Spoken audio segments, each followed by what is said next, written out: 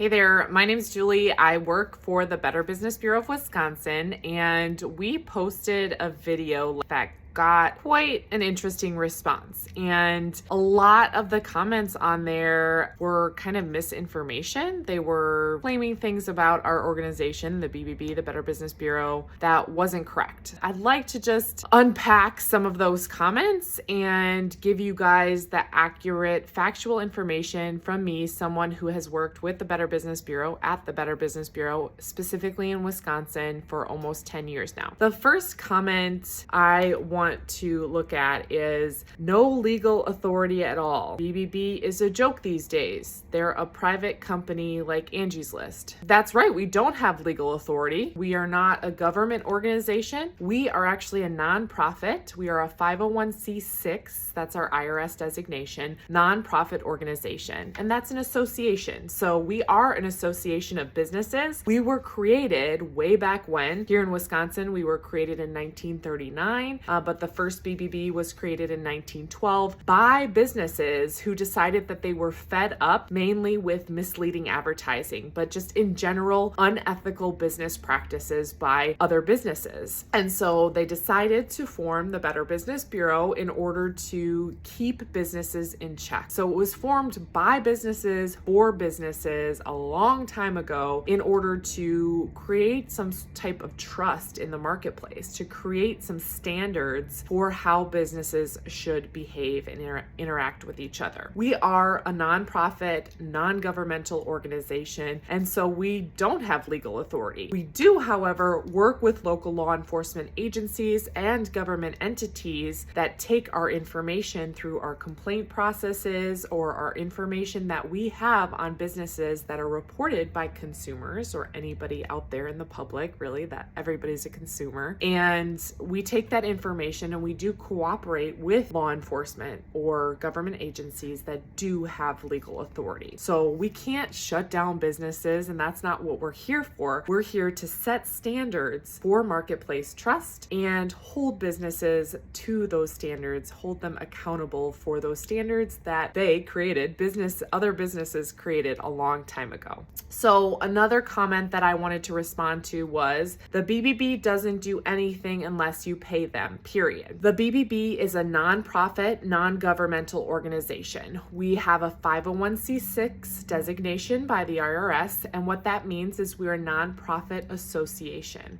It's the same designation as what you would have for like a chamber of commerce or a business association of any type. So we were created way back when in Wisconsin in 1939, and in general in 1912 was the first BBB, was created businesses for businesses, because some business owners were sick of the misleading advertising out there of other businesses not having ethical business practices, not being very trustworthy, misleading consumers. And so they decided, let's form this organization that will set standards and create a higher standard of trust and ethics and integrity for businesses everywhere. Now, because we are an association and we do need funds in order to do all of the things we do, we provide a lot of free consumer services. Most well known is our complaint filing process. All of that is free for consumers. We provide information on businesses all over North America, free of charge to consumers. We allow consumers to post customer reviews and a whole bunch of other things. We provide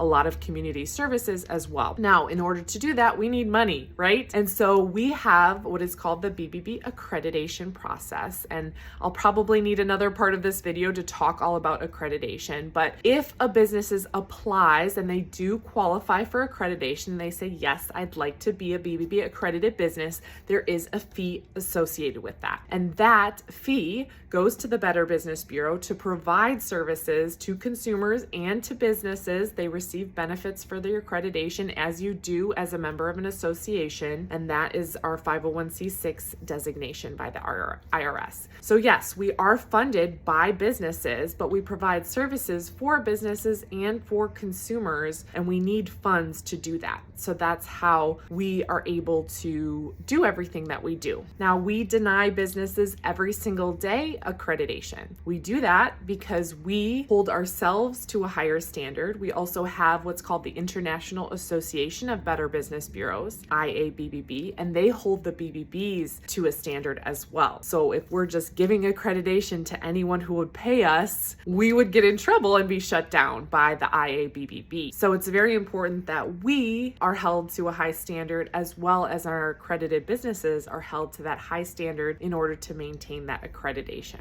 This next comment I want to go over says, old doesn't mean useful. BBB is toothless. There's a lot to unpack here. In the video, I did say that BBB is an old organization. We were created in 1912 by business owners to hold other businesses accountable for, putting misleading advertising out there, or just in general having unethical business behavior. So we are old. That doesn't mean not useful. The next comment I want to talk about says, fundamental flaw. A company can remove a bad review by responding to the complaint, regardless of the truth or the response. Okay, so there's a lot to unpack here. First of all, you need to know the difference between a complaint and a review. So the BBB offers a complaint process, which is a more formal process of filing a complaint with the BBB. So you fill out a complaint form, typically online, but you can do it physically the old-fashioned way too if you want to. That has a desired resolution. So you say that you were ripped off by this company, for example, why and what you want. You want your money back, you want an apology, whatever it is that your desired resolution is. That's a more formal complaint process. What we do then is we go back to the business and we say, hey, this is what the consumer said. What do you say? And we kind of go back and forth. We sort of act as a mediator in between the business and the consumer. And we try to help them find a mutually beneficial resolution.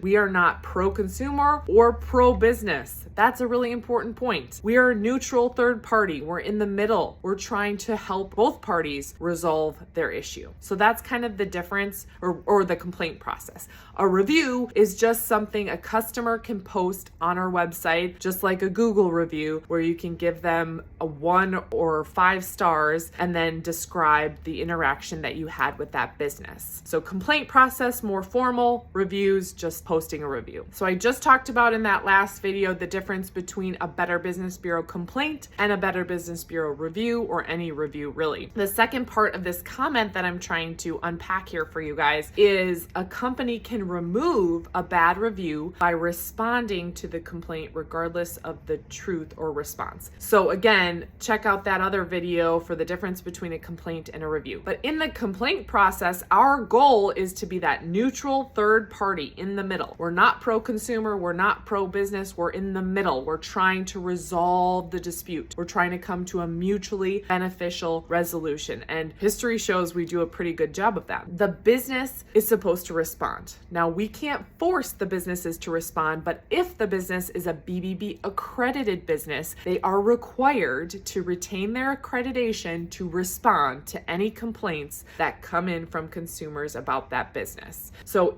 that's why it's really important to use BBB accredited businesses, because you have that safety net. So issues will arise with every business all the time. It's not a matter of will an issue arise, it's when. And so when an issue arises with a business, if they're accredited, they are required to respond to your complaint. Now, the business doesn't have to give you whatever you want, but they are required to respond. So that's another important point, and a difference between a complaint filed for a BBB accredited business and a non-accredited business. But I want to address more on this comment that says a company can remove a bad review by responding regardless of the truth or response. That's just not true. Reviews or complaints for any reason other than a transaction didn't actually take place. So if we receive proof, say a consumer files a complaint against a business, and we are able to obtain proof that that consumer didn't actually have a transaction with the business, then we will not process the complaint, or if for some reason a review is already posted, we will take that off. But that's really the only reason. We also have a 3-year reporting period, so if a complaint was from 3 years ago or more, that will fall off the report. But those are the only reasons, at least that I know of, that